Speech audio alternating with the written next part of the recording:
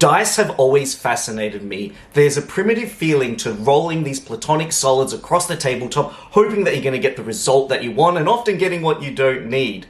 Games like King of Tokyo really showed me that these primitive and very classical board game components are still relevant in modern board games today. There's one thing that's missing from a lot of these dice games, and that is a place to roll your dice. In this video, we are going to be looking at how to make some do-it-your-own Dice Scape dice boxes. Let's get started.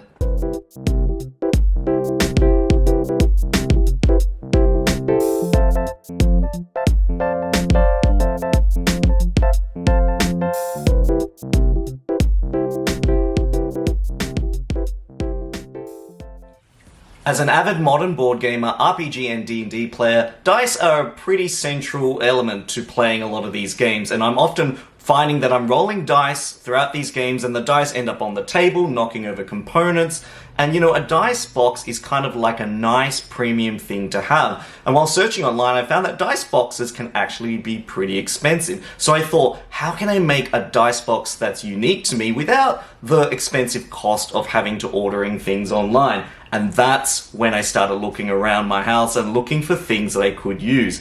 And that's where the idea hit me. I thought I could build a dice box that has a landscape theme around it, and as you've seen some of my other videos on my channel, I've talked about my interest in map building and map making. And now the term Dice Scape is one that I just kind of came up with. It kind of popped into my head as I was pondering about the ideas for this video, and I don't know if it's a word that people actually use, but in my terms, Dice Scape kind of is a blend of a landscape that's kind of contained in a dice box. You can kind of use the box to create some little mini RPG campaigns, or you can use it as a dice rolling box. And the beautiful thing about a Dice Scape box is that the scenery is indestructible. You can roll those dice as hard as you can, and the scenery is going to still come out looking great. There's a couple of items that you'll need for this build. First of all, you'll need dice. The funkier the dice, the better.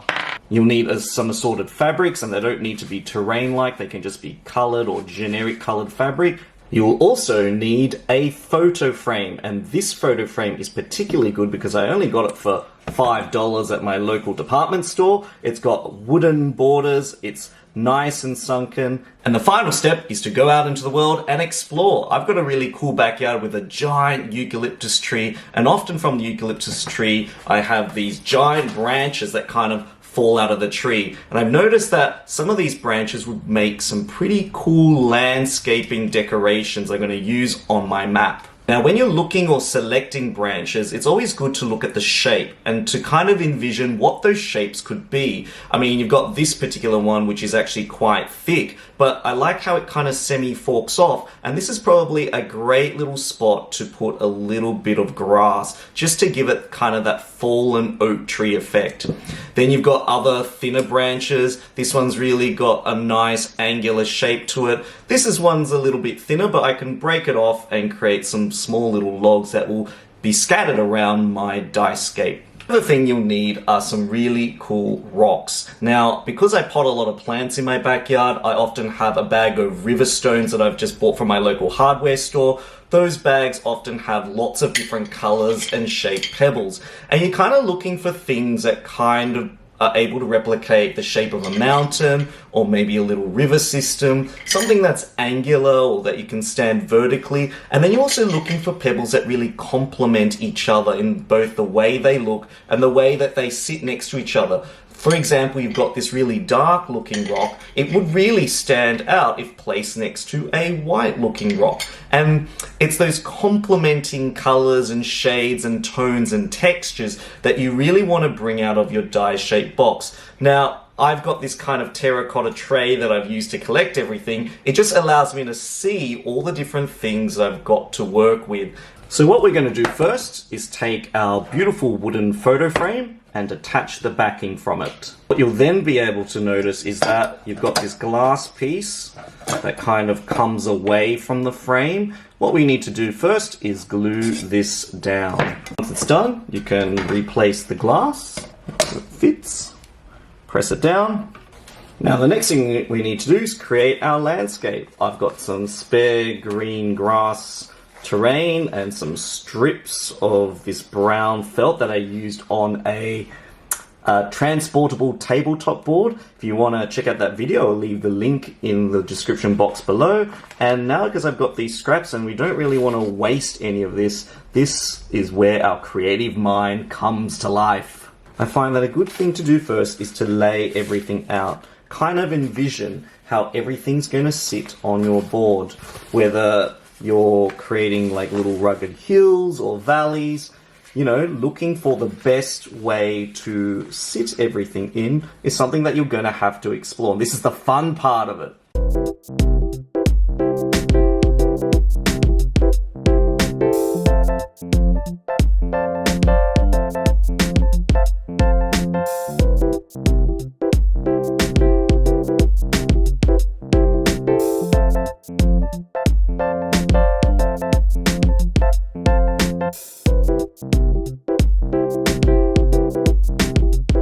I also find that the edging pieces left over create some cool, interesting negative spaces. And because you're creating a dice box, these edging pieces are really useful for finishing off some of the edges to your board.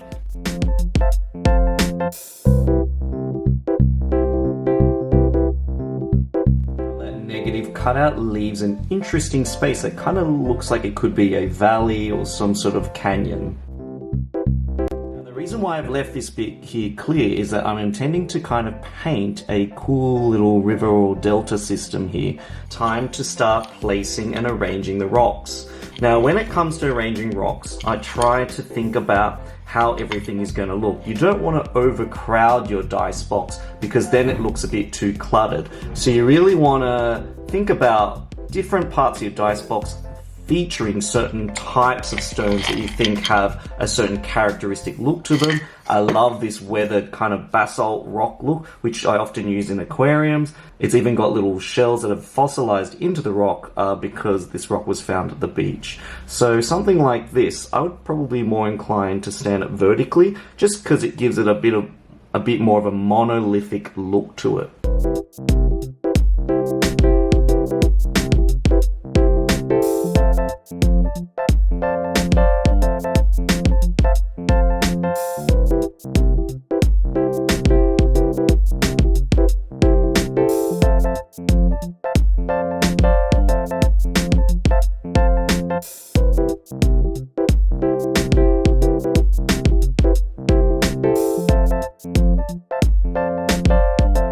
When you got your dice box pretty much the way you want it, now's the time to accent with those sticks we gathered earlier. Kind of looks cool, it's got that like hollow effect.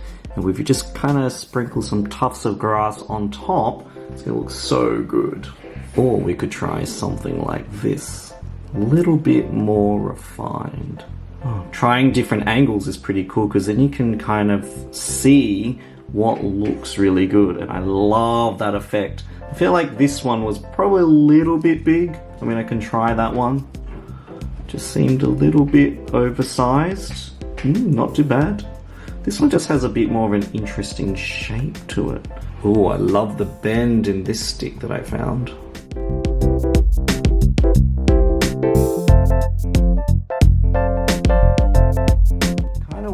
Glue this so that you're stacking the rocks in kind of a natural way. And the moment I've been waiting for, putting the piece de resistance. It's looking pretty darn good.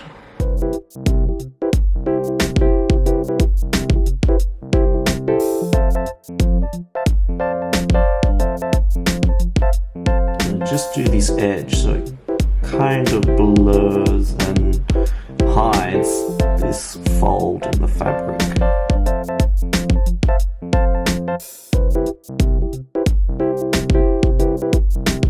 Now, before we see the final Dice Scape box finished product, if you like what you've seen so far, don't forget to hit the like and subscribe button. Also, head over to my main page to check out more board game video content.